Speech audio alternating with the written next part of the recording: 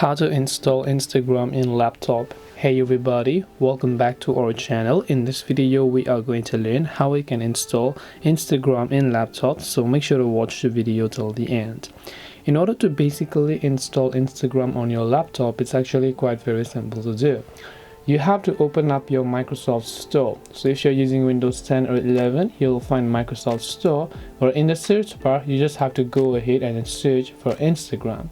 And you'll find the first application on the list, which is called Instagram. Now if you want to update the existing one, you can click on update. If you haven't installed, you'll find the install button depending upon what you have. Just make sure to go ahead and then install the Instagram app, which is available on Microsoft Store. This way you can install Instagram on laptop. Hope this video was very helpful. If you have got any questions, feel free to also leave them down in the comment section below. Thank you for watching till the very end of this tutorial, and see you soon in our next video.